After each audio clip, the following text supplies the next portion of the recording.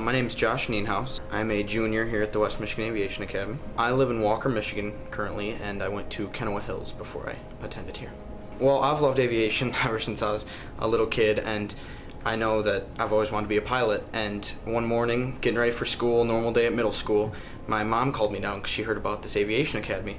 She's like, Josh, this would be great for you. So we heard about an open house, looked at the website. Honestly, when I went to middle school, what I thought every single day was, man, I would love it if I could go every day and be able to learn about like aviation because I just love it. And seriously, when it came on the news, it was just like, oh my gosh, there's a place where I can go to do that. And it's right here in Grand Rapids, and that was just incredible. You would look at airplane pictures in magazines. Always wanted to go for a ride to the airport and to the viewing area and watch the planes take off and so forth. We could be there for 2-3 hours at a time watching them.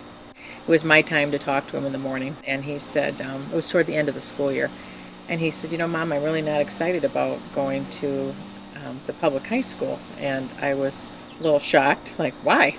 He said, I just don't feel I'm challenged. And he said, I want something more challenging. The one night toward the end of his 8th grade, they announced the Aviation Academy, and I told him in the morning that the new school was opening in the fall. Dick DeVos and his wife Betsy had this vision of a charter school. And Betsy DeVos challenged her husband Dick to his passion is flying, aviation, and education and helping the community. We actually had a lottery because there was the number of kids who wanted to get in was over the capacity, and at the time they were guaranteeing 60. In that first 60, I was number 55, so I was right near the line, and I was pretty nervous for a while. No way am I about to have this great opportunity just pass me by, just barely. And so when they called my name and I was guaranteed to be in, it was just such a relief, and I was very excited.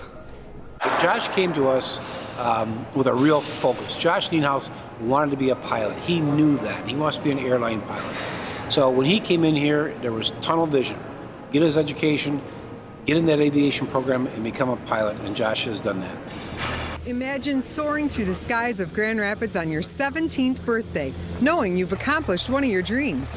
That's exactly what Josh Nienhaus, a junior at West Michigan Aviation Academy, did as the school's first private pilot. If I probably wouldn't have gone here, I wouldn't have even started flight training until college and wouldn't have known as much as I do now and really have a goal to look forward to. It was my hope that we would inspire kids to actually do it and be able to empower them, and to see him follow through. He's a great kid, and to see him follow through, to stand in the room with his dad, who was just enormously proud of what his son had done, to have walked that path myself as a pilot, and to know what he's accomplished at a young age, that was really, really gratifying and exciting for me to see. He set a clear standard for the rest of the kids that said, I did it, you can do it too. There are 1.5 million students in Michigan who are just like Josh, all with their own dreams, all with the same hope that they too can find the right school. Charter schools like the West Michigan Aviation Academy are helping those dreams become a reality. And those schools can't succeed without the work of Mapsa. With Mapsa's assistance, the West Michigan Aviation Academy was able to open thanks to the laws that Mapsa advocated for and the assistance that Mapsa was able to provide. And now, Josh's school is able to thrive thanks to the support of Mapsa. If not for Mapsa giving voice to parents, schools like the West Michigan Aviation Academy might never have gotten off the ground. And if not for this charter school, Josh's dreams might not be soaring either. If we don't have the best public education system in the country, Michigan's future will also be grounded. The hope for a better future lies with schools that are focused on students, like charter schools. And these innovative schools won't be their very best without the work of Mapsa. That's why these Michigan leaders support Mapsa. Who do you look to? Who do you listen to? And I think there will be, and have been, a number of groups out there advocating for themselves. Mapsa does so on behalf of the public school academies.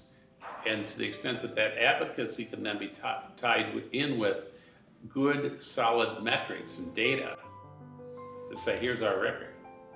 and it's wide open for all to see. And we'll be glad to have that compared against anybody else. Boy, you start winning those competitions. Dan, Mapsa gives us a audience, if you will, or gets the audience, and tells a story, and tells we need competition. You know, charters aren't the only thing in the world. Public schools, they run a lot of good public schools. I mean, seriously, we all know that. But we need competition. I mean, my whole life's been competition, and so I believe in competition, and I think charters have given competition. As school of choice has given competition. So I think there's a lot of good things going on right now.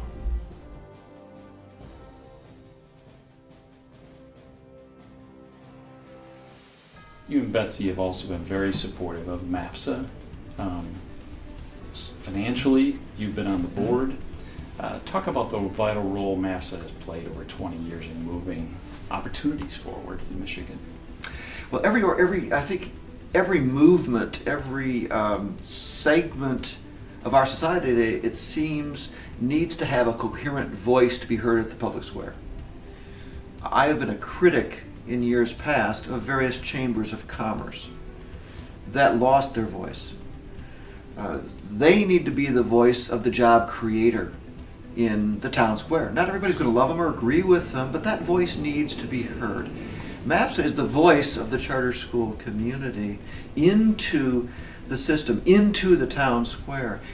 Individually, the charter schools have their own voice, but collectively that voice can be heard in a different way. It will take on more resonance and more importance, especially amongst the rule makers and amongst the system creators, to speak with one voice, one coherent voice, and is going to be really, really important, because the reality is the other side, the traditional public school side that has historically wanted to eliminate competition, which I understand. Hey, if I was part of the monopoly, if you're part of the monopoly, monopolies are a wonderful thing. Right.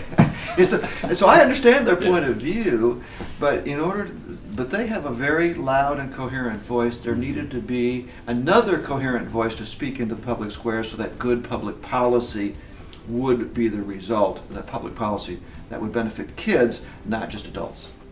I was just told, and I accepted from the beginning of my career, that there was something different about a charter school. When I stepped into my first charter school, I thought it was going to smell different. I thought it was going to look different. I thought everything about it was going to be different than the local public school down the street. And turns out it wasn't. It was just like any other school. You've done a lot here in Michigan, particularly to bridge some of the partisan wrangling around education in our state. So your leadership has inspired me to be a part of this. The other thing that's interesting about Mapsa is the number of charter schools that you all work with, the literal breadth of the work that you all do, coupled with this depth. I'm a financial supporter of Mapsa.